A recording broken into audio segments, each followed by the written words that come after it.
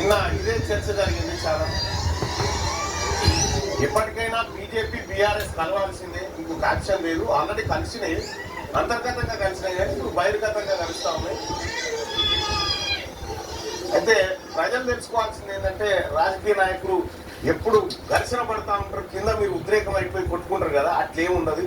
రాజకీయ నాయకులకు అవన్నీ ఏముండయి, కలిస్తే ఆప్యాయంగా పలకరించుకుంటారు తప్ప ఏముండయి. ఇవి రాజకీయాల్లో మనం చూడాల్సి, శాశ్వత శత్రువు శాశ్వత మిత్రువు ఉండనే ఉండరు రాజకీయాలు. వ్యక్తిగత కక్షలు ఎందుకుంటే ఏముండయి. అయితే ఈ కార్యక్రమం ఏదైతే ఉందో దీన్ని చాలా మంది రకరకాల కామెంట్ల రూపంలో గుసగుస పెట్టిరు, ఏం మాట్లాడిరు, ఏం కథ, ఏం మాట్లాడతారు, ఏంటి మనం ఏదో మాట్లాడి వాళ్ళ నాయన మోడీ గారు ఇద్దరు మాట్లాడుకుంటారు, కానీ వీళ్ళలా కూడా తెలియనియరు ఏం జరుగుతుంది.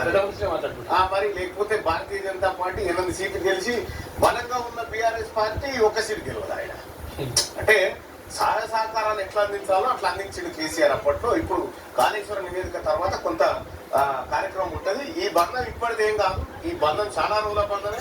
బీఆర్ఎస్ బీజేపీ కలుస్తాయి, ఖచ్చితంగా కలవకపోతే వాళ్ళకి ఇంకొక యాక్షన్ లేదు. వాళ్ళిద్దరు అన్నదమ్ముల లెక్కన వస్తారు, మీరు చూడండి ఏదో ఒక రోజు.